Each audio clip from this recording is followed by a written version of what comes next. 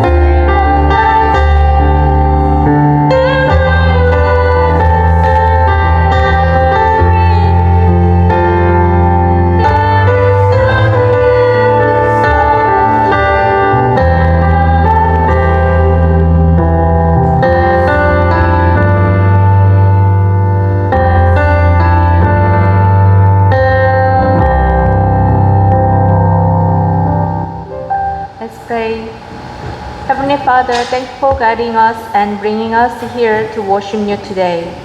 Lord, we confess our sins before you. Forgive us for the times we failed to love you and others. Please cleanse our hearts and renew our spirits. Help us to make a new decision today to live according to your word. Give us faith to obey you and courage to follow your will. We pray for our church members. Please comfort those who are suffering and help us to pray for one another as one body in Christ. When we listen to the sermon, open our ears so that we may hear your voice and obey your truth. We also pray for our pastor. Fill him with the Holy Spirit and give him wisdom and strength as he delivers the message. We give you all glory and praise. In Jesus' name we pray. Amen. Worship seat. Good morning, everyone. Now, let us worship God. Hear the word of God from Psalm 109, 26 to 31. Help me, Lord, my God. Save me according to your unfailing love. Let them know that it is your hand, that you, Lord, have done it. While they curse, may you bless.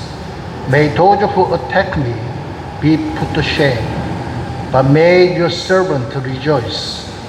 May my accusers be clothed with disgrace and wrapped in shame as in a cloak. With my mouth I will greatly extol the Lord. In the great throng of worshippers I will praise him, for he stands at right hand of the needy to save their lives from those who would condemn them. Amen.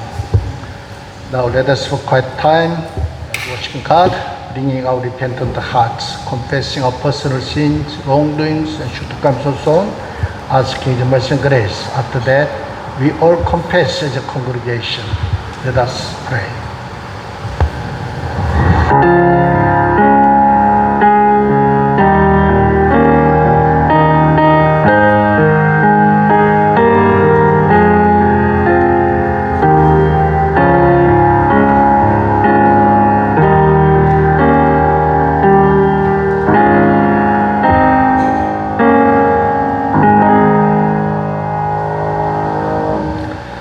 Almighty God, to whom all hearts open, all desires known, and from whom no secrets are hidden, cleanse the thoughts of our hearts by your Holy Spirit, that we may perfectly love you and worthily magnify your holy name.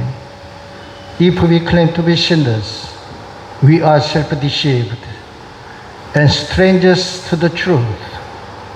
If we confess our sins, He is just, may be trusted to forgive our sins and cleanse us from every kind of wrong. Now let us together confess our sins as a congregation. Please repeat after me. Almighty God, our Father, we have sinned against you and one another in thought, word, and deed, by what we have done, by what we have left undone. In your mercy, forgive what we have been. Help us to correct what we are and direct what we shall be. Through Jesus Christ our Lord. Amen. God demonstrates His own love for us in this. While we were still sinners, Christ died for us. God's mercy never ends. In the name of Jesus Christ, we are forgiven. Thanks be to God. Amen. Now let us praise God. as singing hymn the hymn, Pass me not, O gentle Savior.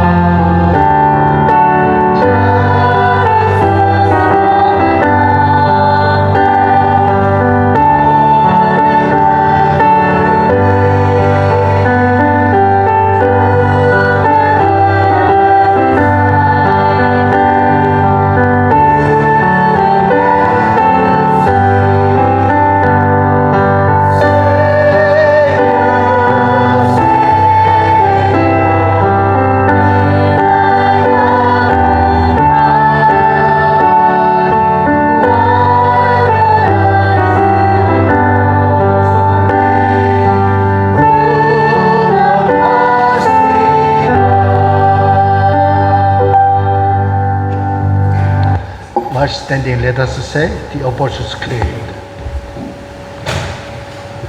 I believe in God, the Father Almighty, creator of heaven and earth. I believe in Jesus Christ, His only Son, our Lord. He was conceived by the power of the Holy Spirit and born of the Virgin Mary. He suffered under Pontius Pilate, was crucified, died, and was buried. He descended to the dead. On the third day he rose again. He ascended into heaven and is seated at the right hand of the Father. He will come again to judge the living and the dead. I believe in the Holy Spirit, the Holy Catholic Church, the communion of saints, the forgiveness of sins, the resurrection of the body, and the life everlasting. Amen. Please be seated.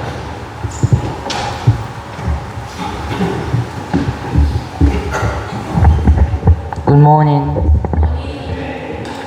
Ezekiel chapter 36, verse 22 to 31. Therefore say to the Israelites, this is what the sovereign Lord says. It is not for your sake, people of Israel, that I am going to do these things, but for the sake of my holy name, which you have profaned among the nations where you have gone.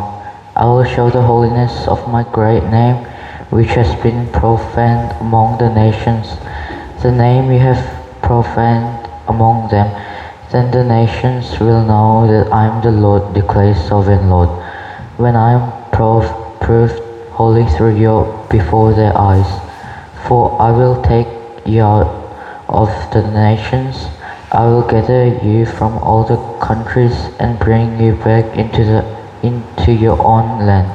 I will sprinkle clean waters on you, and you will be clean.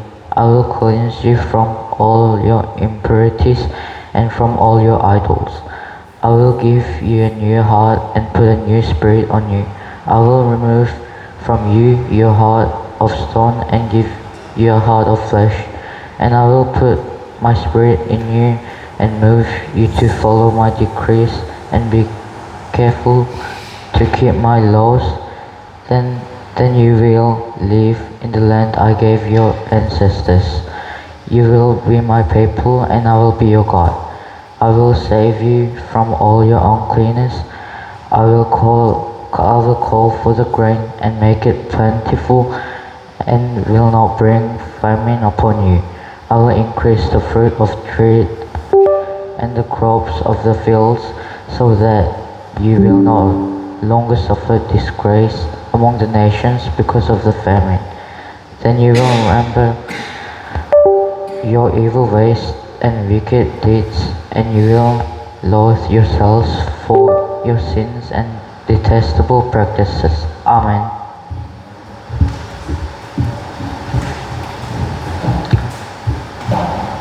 Okay, open our eyes, Lord.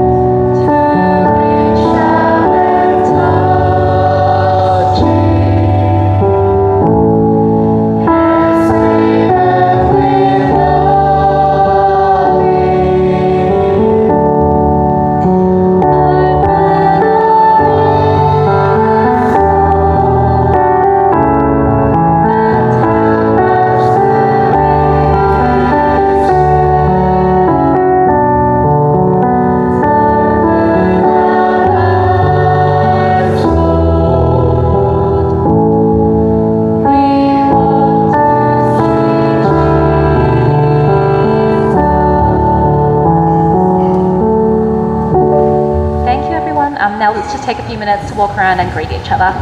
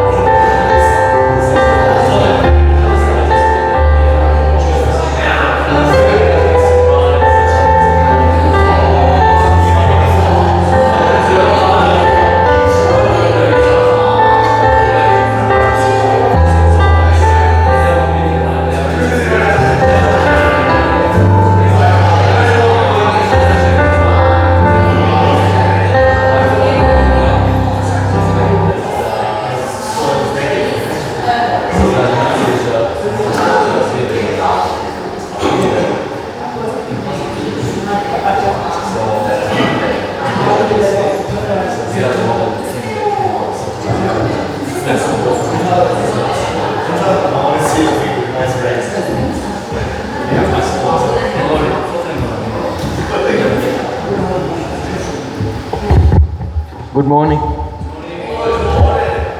Today's Bible reading is Ephesians chapter 4, verse 17 and 32.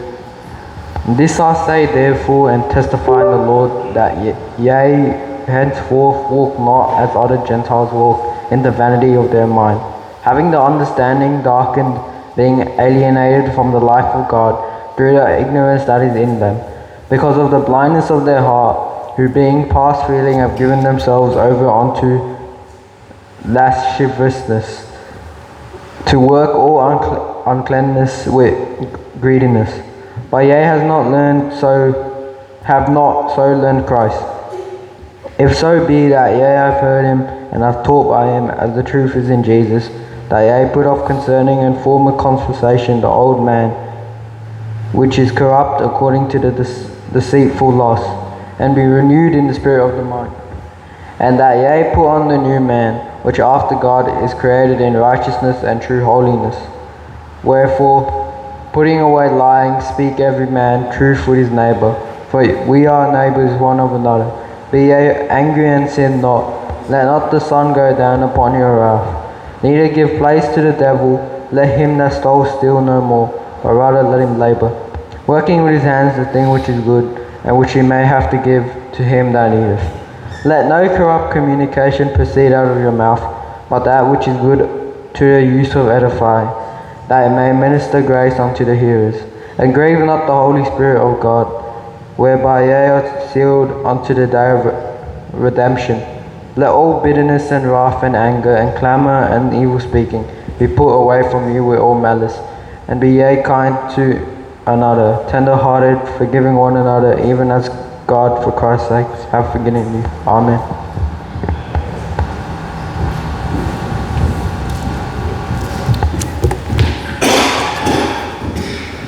Okay, now let us offer our praise to God. During offering, we will sing the hymn, What a Friend We Have in Jesus.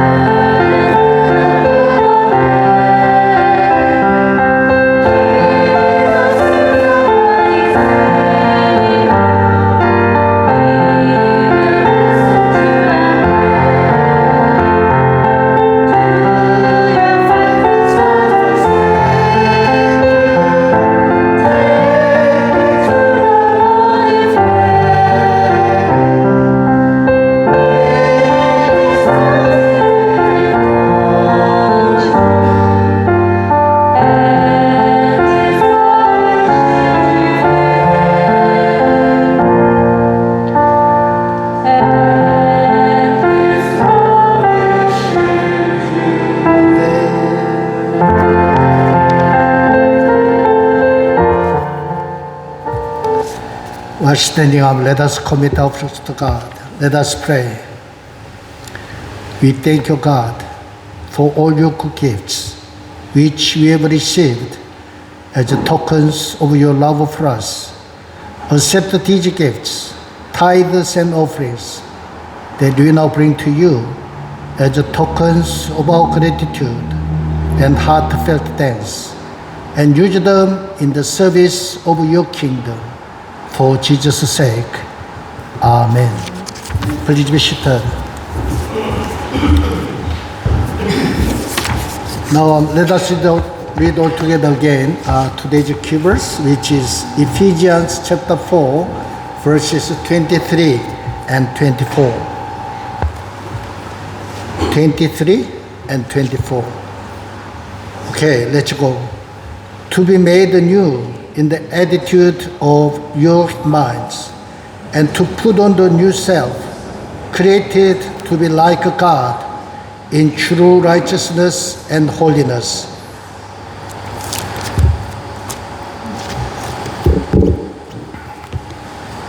Today we deal with Ephesians chapter 4, 17 to 32. So far, Apostle Paul from chapter 1 to this passage teaching us about the faith in Jesus Christ and how we became Christian. So this means that he has been dealing with doctrine and faith, how we became Christian, how we become Christian, something like that. But from today's passage, chapter 4, verse 17, he now talking about the practice life of Christians, faith put to practice, not just faith, not just the doctrine, not just the knowledge, but also we need to faith into practice in our practical life. So that's why we as starting this year, what we can do, what our practice, or what we are planning into practice. So with that regard, meditate on today's passage. First of all, today's passage is about simply two parts. One part is put off your old self. Put off your old self, and then put on new self. So, because we became Christians, we needed to live our old way of life. That's why Paul encourages us to put off your old self and put on the new self. In doing so, Paul doesn't, his intention is not to, judging us or condemn us and, something like that, but, protecting us for our, Christian life. So his first, strong comment, encouraging or calling is that to leave the old life behind. Please look at verse 17. So I tell you this, and insist on it in the Lord, that you must is a very strong word, absolutely. So you must no longer live as the Gentiles do. You must live no longer live as the Gentiles do in the purity of their thinking. So first call of Paul was to live, Gentile lifestyle behind us.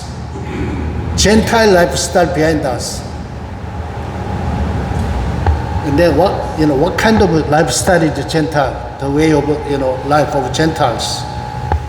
Paul says that they are. First of all, he said that in the futility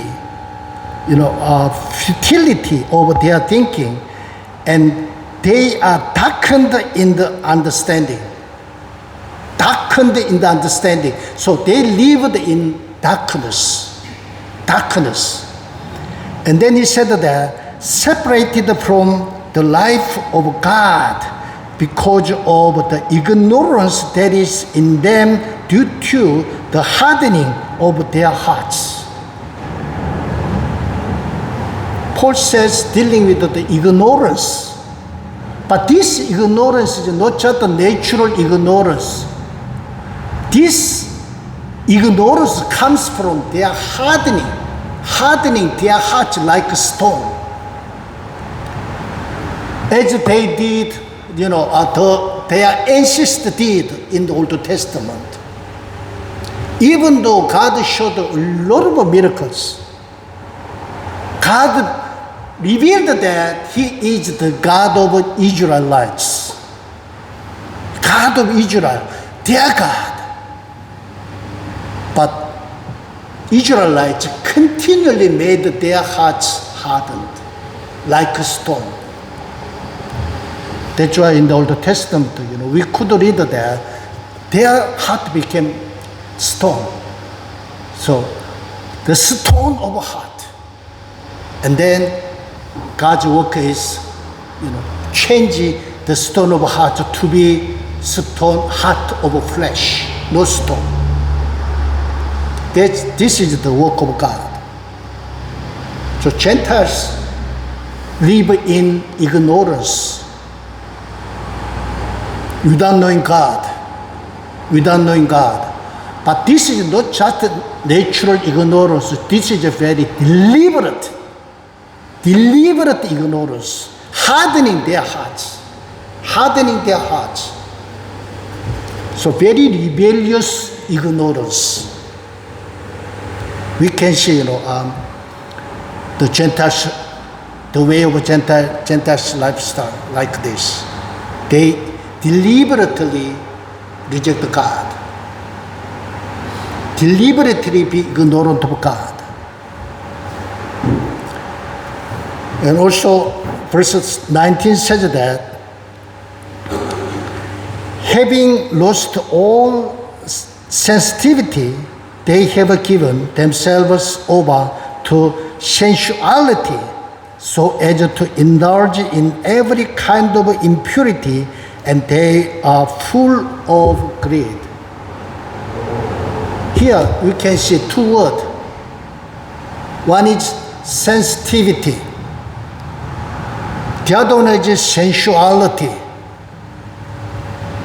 What's the difference between sensitivity and sensuality? Sensitivity is more like related to our, inner side. Something our minds, our conscience, or something, our heart, or something like that. But sensuality is more likely focused on our external desires. Simply, sensuality is related to our, five senses of the flesh. Taste, or smell, or sight, and touching, or something like that. And hearing, something like that. But all, follow, physical desires.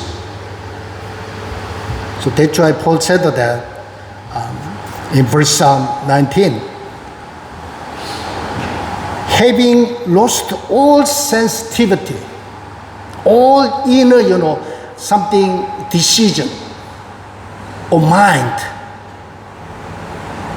they have given themselves over to sensuality, physical desires, impure desires,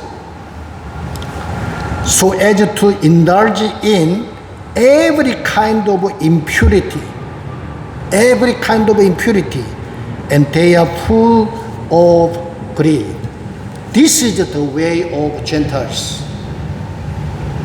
They live this kind of lifestyle. Also, the people, Christians in Ephesus could remind of their old lifestyle before they met Jesus Christ. Their life was exactly like that. So reminding them their old lifestyle, reminded them the ways of Gentile people out of the life of God, out of the life of God they live. So now Paul reminded them of God's salvation through our Lord Jesus Christ. So now he called to the new life, new way of life as Christians. So now Paul said that put off your old lifestyle and be renewed in Jesus Christ, new lifestyle. So look at verse 20 to 22. That however is not the way of life you learned when you heard about Christ and were taught in Him in accordance with the truth that is in Jesus. You were taught with regard to your former way of life to put off your older self. Put off your older self, which is being corrupted by its deceitful desires. To be deceitful desires. So put off this old lifestyle. And then he encouraged that, look at in verse 23, be renewed, to be made new in the attitude of your minds, renewed. And then Paul said that in verse 24, and to put on the new self, created to be like God in true righteousness and holiness. So put on new self means that new way of life, or new self means that to recover, creating or recovering God's image, as we were created in the beginning. We were created in the image of God. But after Adam's fall, we lost this image of God. But through our Lord Jesus Christ, now we are recovering this image of God. This is, we are put on new self with the true righteousness and holiness. So what do you think about when you heard about righteousness? Especially Paul said that true righteousness and holiness with God's image. True righteousness and holiness. Do you focus on these words, this teaching? When you read the Bible teaches us righteousness and holiness. Because this is God's character. God is holy. God is righteous. That's why we Christians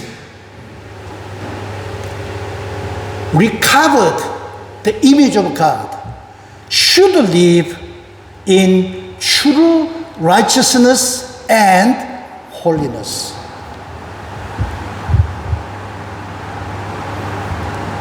Think about your life. Think about your life. You live in true righteousness and holiness. Or just follow your old lifestyle. Remember, Bible emphasizes regarding the new way of life, especially righteousness and holiness. We are called to live a holy life, not sinful life, not corrupted life. We are called to live a holy life and righteous life. But sometimes Christian life not very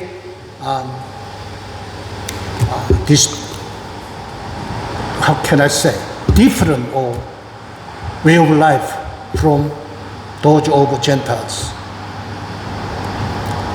That's why we always remember God called us to live righteous life and holy life. That's why we try to keep our holiness.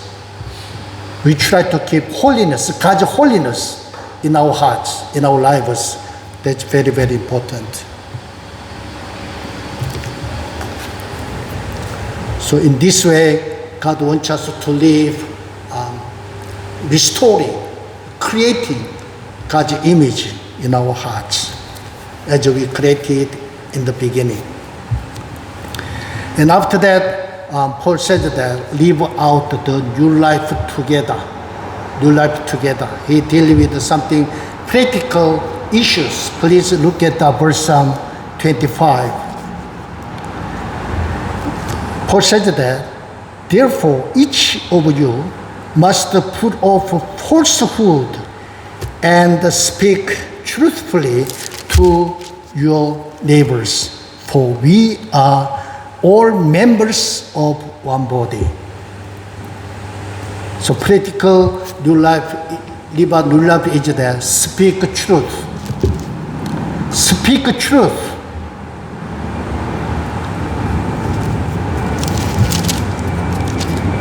Do not lie. Do not lie. Speak truth. And also, Paul said that handling our anger in our practical life. We easily, angry. We easily be angry at something. So we, anger or angry is part of, our life or character. It's very, very important how we deal with this anger. How we deal with this anger in our relationship with our close people. Husband, wife, and family members, or friends, workmates, neighbors. So it's very, very important for us, to deal with the anger properly. What is the teaching of Paul? Look at the verse 26. Paul said that in your anger, do not sin. In your anger, do not sin. What happened? When you are angry, what happened? We easily commit something wrong or commit a sin. But Paul said that in your anger, but still do not sin. How? Do not let the sun go down while you are still angry. This means that you control your anger. Control your anger. Not angry, for a long time. For a long time until tomorrow or something like that. But control your anger before the sun go down. In practical life, sometimes, when you have something, conflict or angry at each other, in your relationship with your close people. At that time, you need to resolve that anger before the sun go down. Try to resolve it.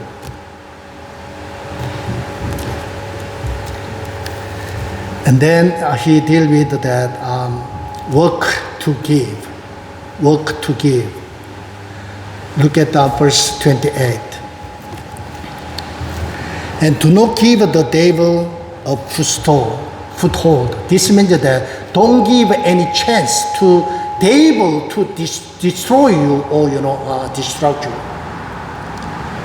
It's still related to the anger. And then verse 28. Anyone who has been stealing must steal no longer. I don't think people usually most of the people don't steal, but here Paul is the people who are stealing. Anyone who has been stealing must steal no longer, but must work. Don't try to steal other people's property, other people's precious ones, but work. But work not for yourself only. Work, but not yourself only. But work for other people too. Especially work for the needy. Work for the needy. Also, use words, not harm or hurt other people, but to build up other people. Look at the verse 29. Do not let any unwholesome talk come out of your mouth, but only what is helpful for building others up according to their needs, that it may benefit those who listen. So using words properly is the most important thing in our lives. Sometimes, when I, suddenly, while driving or while resting or whatever, sometimes suddenly one thing occurred to me. And then I think of that, at that time, why did I say that to that person? Why did I say that, that person? I could have said something, different way, but why, did I say like that? Suddenly it comes to me and make me very uncomfortable. I could have said better way or encouraging him or her, but why I couldn't do that? Sometimes very regretful. So all our mistakes, wrongdoings comes from our mouth, our words. This, lips, this tongue, these words can build up other people's life. This tongue also can destroy other people's life. That's why word is very, very important. What you speak is very, very important. When you encourage other people with words, that person will be encouraged and get over their hardship or difficulties. Something like that. But when you use, our words wrongly, they can destroy other people. They can hurt other people. That's why control or dealing with our words is very, very important. That's why Paul said that in verse 29. Do not let any unwholesome talk unwholesome talk come out of your mouth, but only what is helpful for building others up according to their needs, that it may be benefit those who listen. So let us use our words. Let us use our words, our tongue and our lips and our words to build up other people, to encourage other people, rather than giving hurt.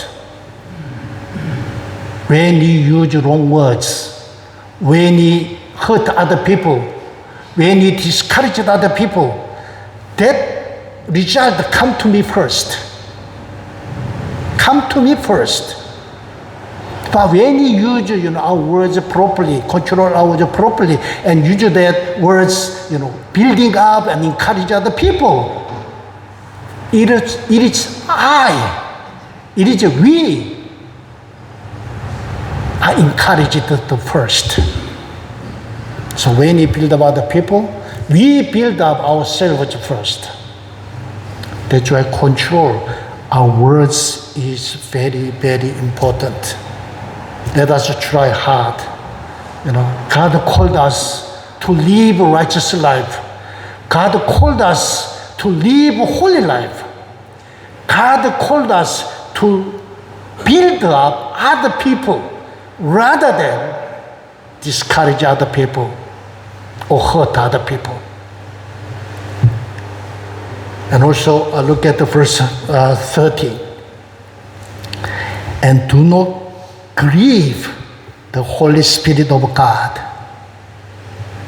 Do not grieve the Holy Spirit of God. Where is the Holy Spirit of God? Where is the Holy Spirit of God? Where is it? Yes. Philip said like this, in our hearts. When we do something wrong, Holy Spirit, who is in our hearts, will be grieved.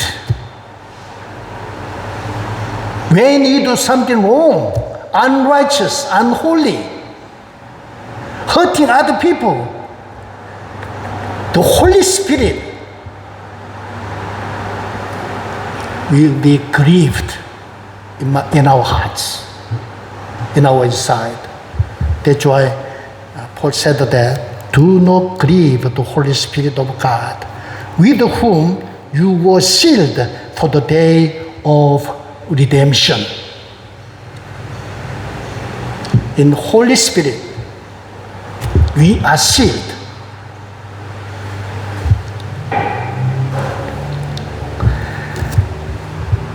And get rid of all bitterness. Do you have a bitterness in your heart? Do you have a bitterness in your heart? Everyone has. Everyone has. Because every living in this world, we cannot but avoid something hurts or bitterness. We, give some hurt to other people. Also, we are hurt by some others. So we all have some bitterness here in our lives. But also it's very, very important to deal with this kind of bitterness. What is Paul's teaching? Get rid of. Paul said that. Get rid of all bitterness and rage and anger and brawling and slander, along with every form of malice. Along with every form of malice. And then Paul said that, be kind. Let us read all together verse 32. This is the way of our lives. Verse 32. Ready? Okay, let's go. Be kind and compassionate to one another, forgiving each other, just as to Christ God forgave you. Replace our bitterness, our rage, our anger, brawling, slander with what? Kindness, and most importantly, forgiveness. How we can deal with our bitterness, our rage, anger, brawling, all kinds of malice. How we can deal with it this one?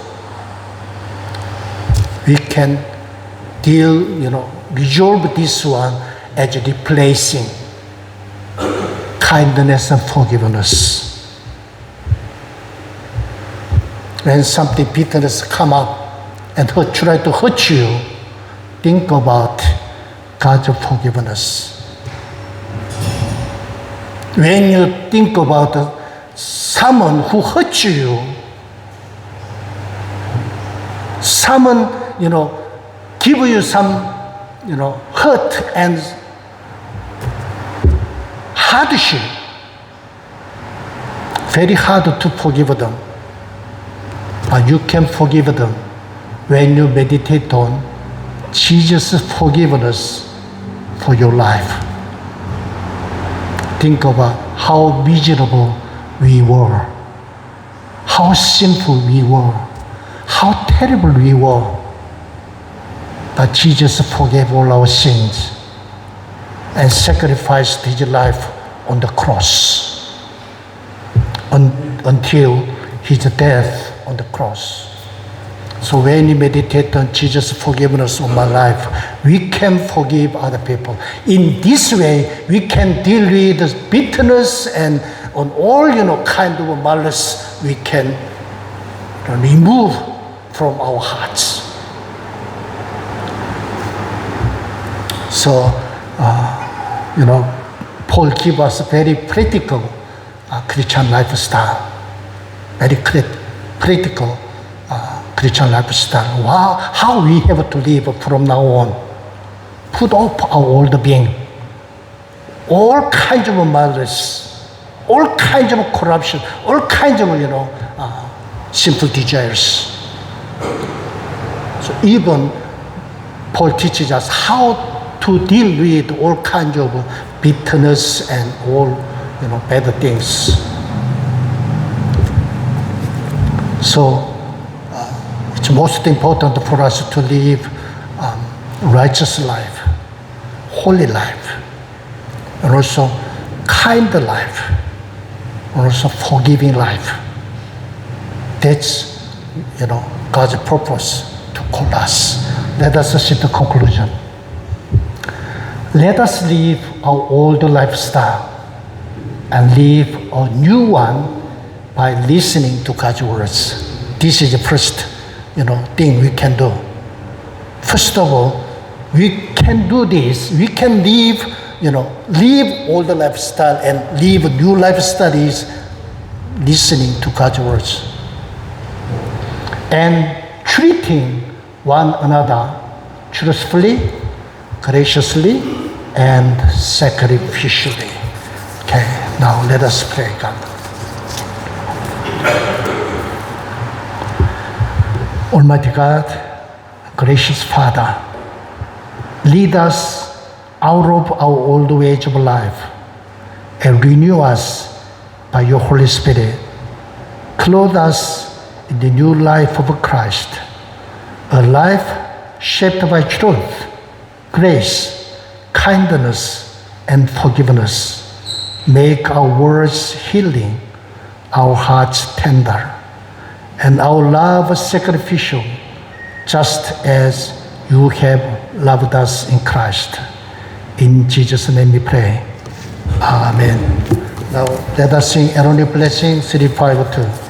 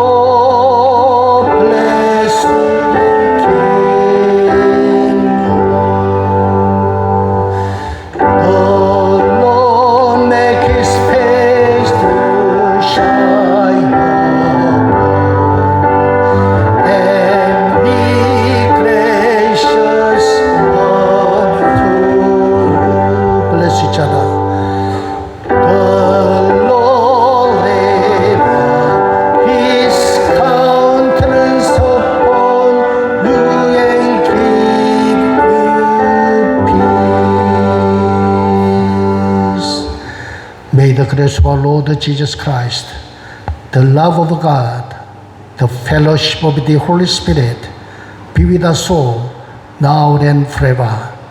Amen.